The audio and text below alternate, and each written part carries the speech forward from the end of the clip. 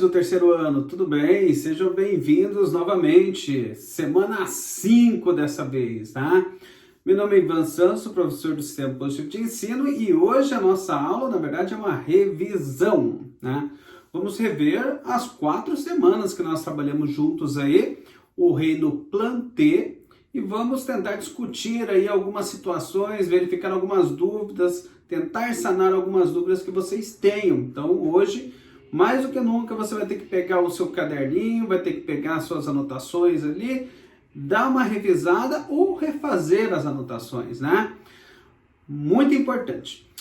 Antes disso, eu vou convidar você também a realizar uma trilha, né? Se possível, né? Realizar uma trilha que eu deixei para vocês, que é a trilha do volume 10, denominado lá na unidade 19, Histologia e Organologia, tá?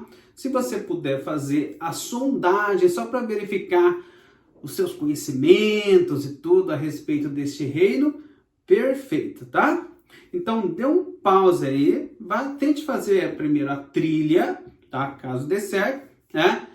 E assim que terminar, volte aqui para revisar, tá bom? Combinado?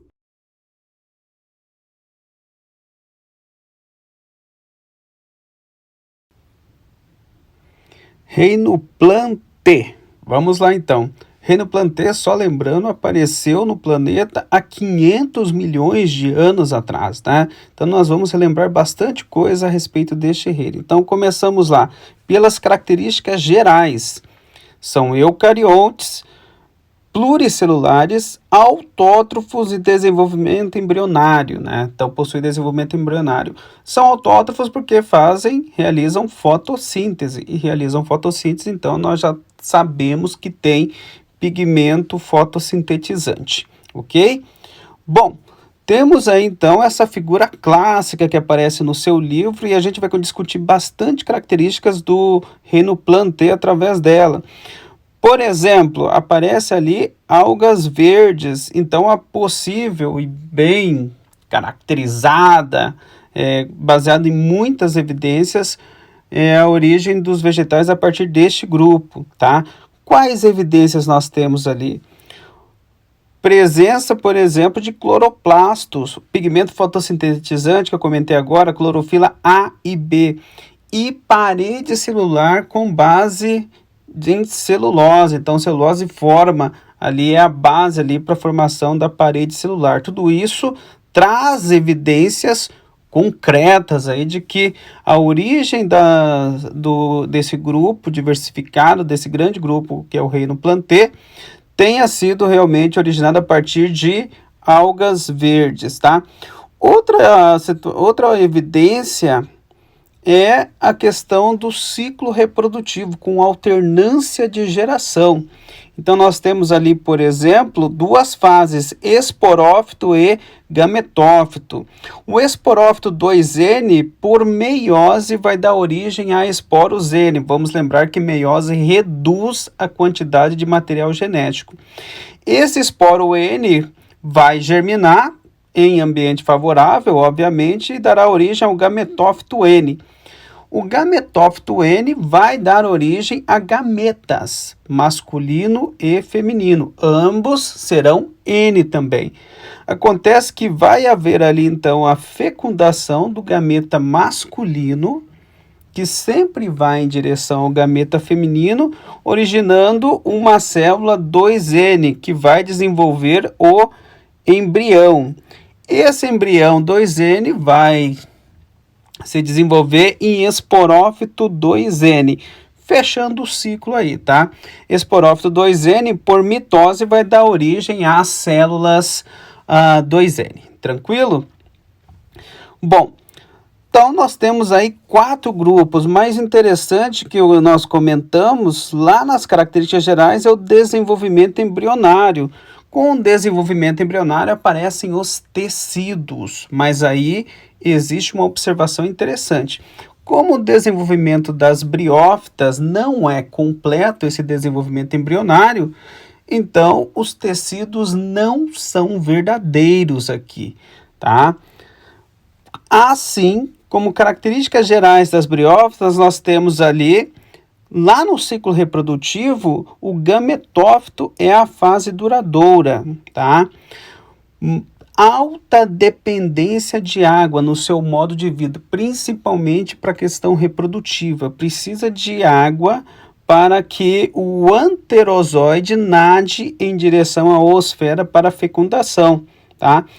O porte é muito pequeno, chegando a poucos centímetros. Isso se justifica porque é o único grupo classificado como plantas avasculares, ou seja, não tem vaso condutor. Se não tem vaso condutor, a distribuição de nutrientes de matéria orgânica e inorgânica é lenta. Difusão célula a célula, quando eu estou falando ali de nutrientes, ou por osmose célula a célula, quando eu estou falando de água.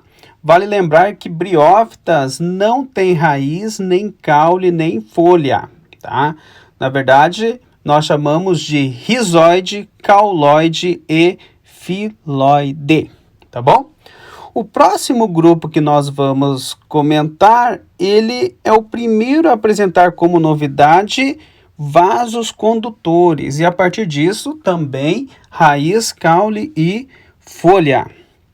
Esses vasos condutores têm a distribuição rápida de nutrientes, faz com que esses indivíduos, a partir de agora, esses grupos tenham o quê? Um porte mais avantajado, né? Ou seja, um grande desenvolvimento em seu corpo.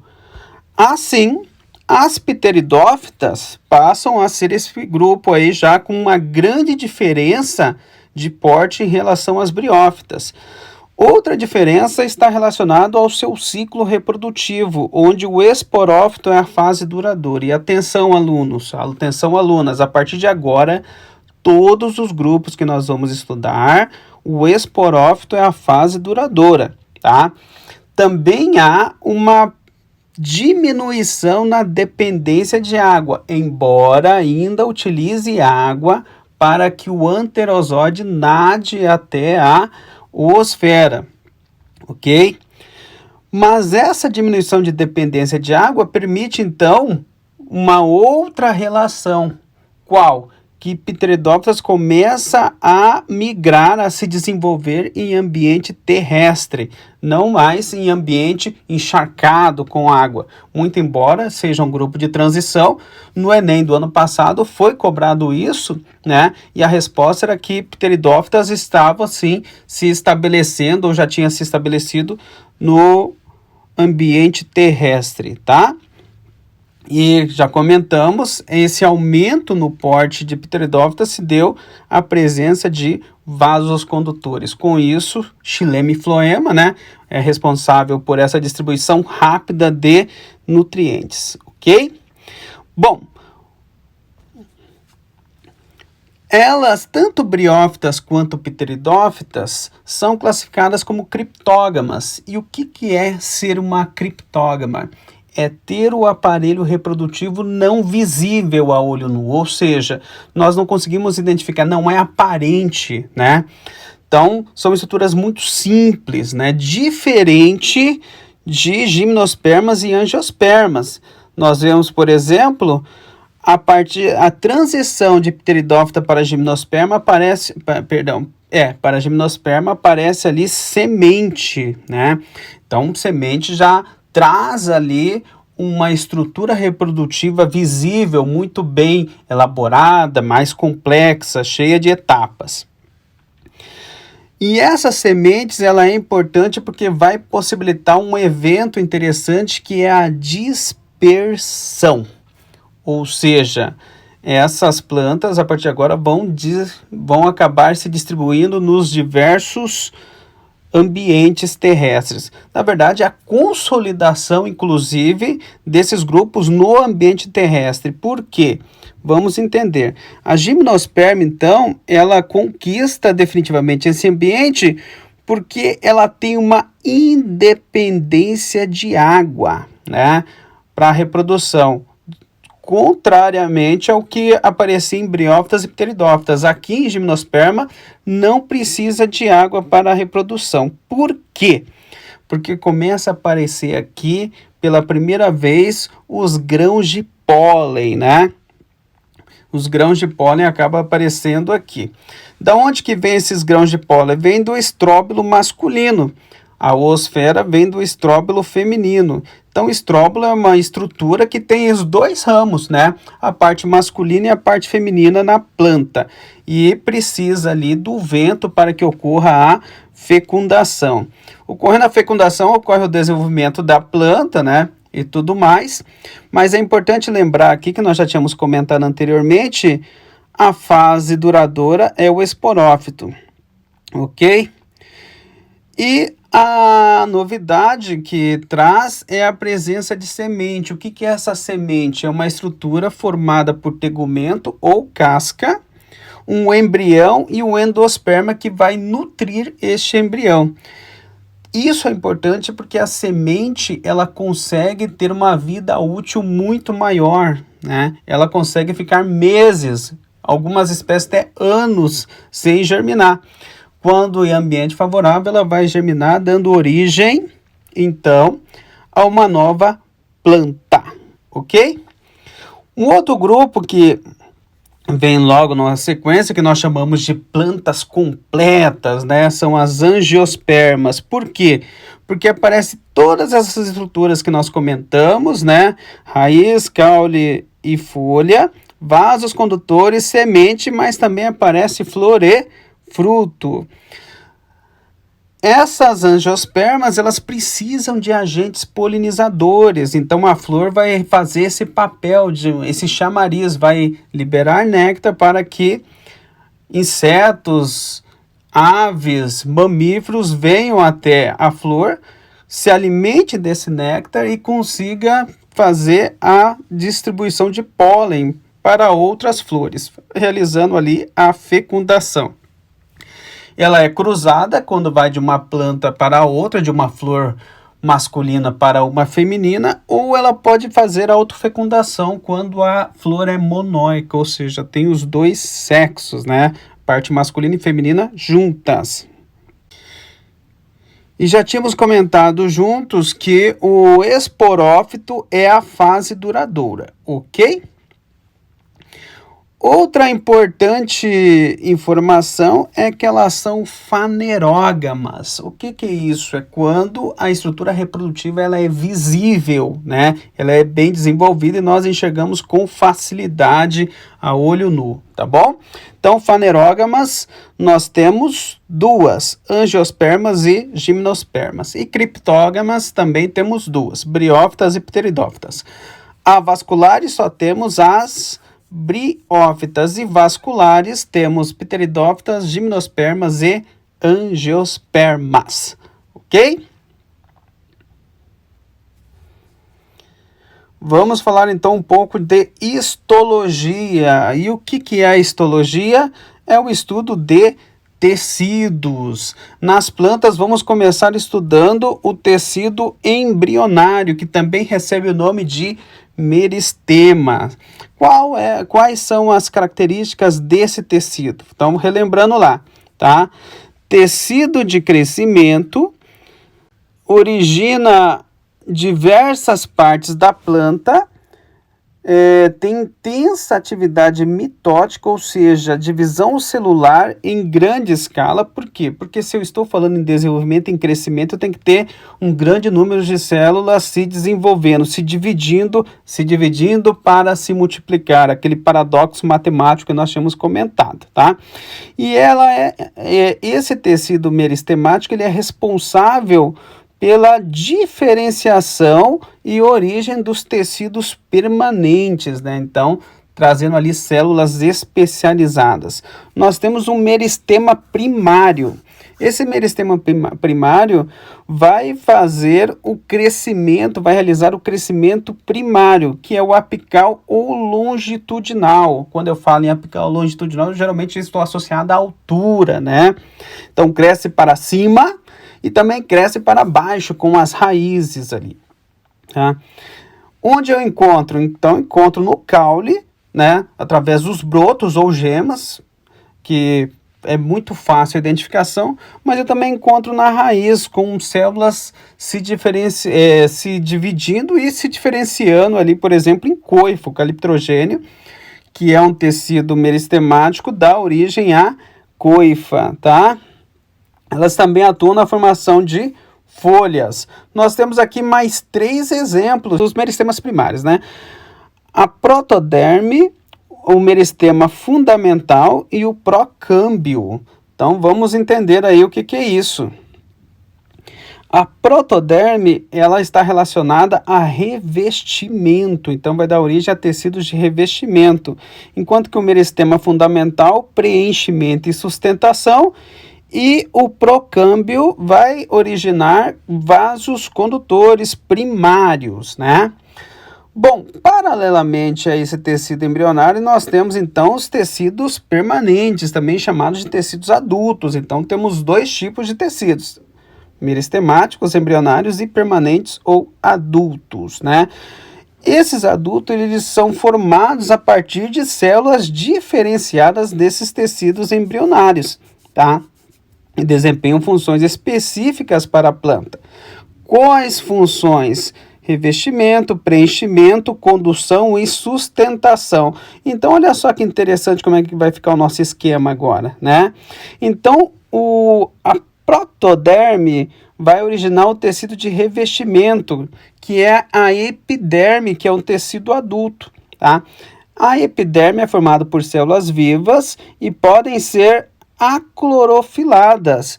Tem algumas estruturas interessantes que se desenvolvem ali na epiderme, como tricomas, acúleos, estômatos e papilas. Discutimos isso na aula passada. O meristema fundamental, que dá origem a tecidos de preenchimento e sustentação, vão, na verdade, ser chamados de parênquima, né?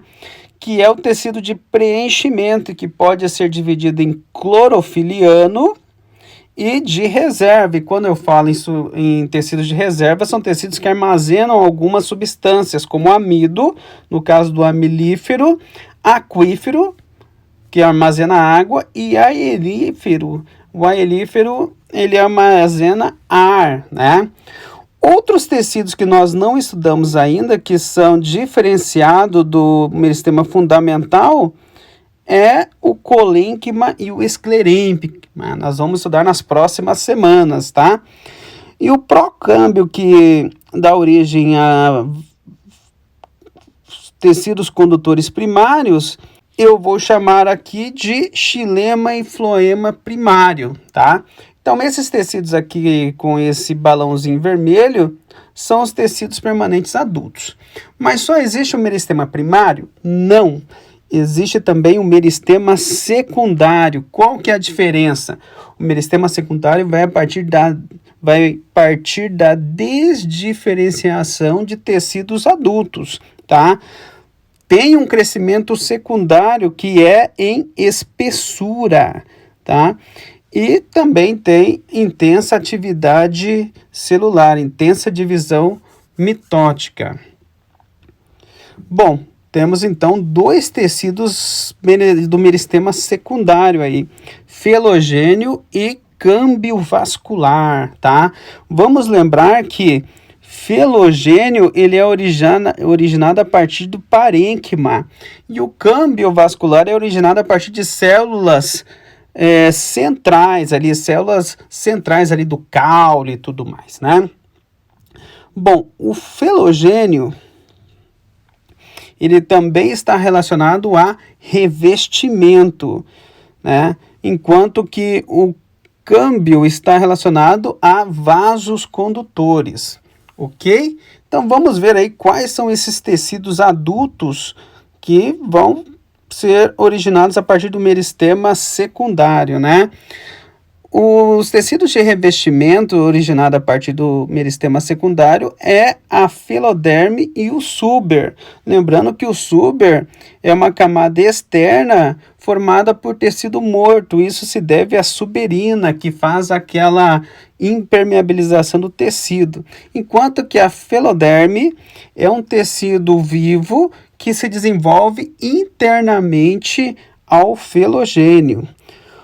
Outro tecido aqui, né, originado a partir do câmbio vascular, são os tecidos de condução secundário, xilema e floema. Só para você gravar, xilema e floema, então eles têm funções ali de condução. Só que o xilema vai conduzir a seiva bruta, ou também chamada de seiva inorgânica, enquanto que o floema vai conduzir a seiva elaborada ou orgânica. Chegamos ao final, então, da nossa revisão aí dessas 4 semanas. Espero que as dúvidas que vocês tinham aí a respeito do Rei do Planeta tenham sido elucidadas, tá? Lembrando que nós temos a live, onde nós vamos corrigir mais alguns exercícios, alguns ainda do seu livro didático no volume 9 e alguns no volume 10 aí que tenha ficado pendente, tá? Espero que vocês tenham gostado, tá? SP com você, aí no isolamento social, até não sei quando, mas estamos aqui, né? Tentando contribuir um pouquinho mais para que você se desenvolva aí nesse período aí longe da escola, mas próximo aí do conhecimento, da troca de informação e dos livros, tá bom? Um abraço então e até a semana 6. Tchau!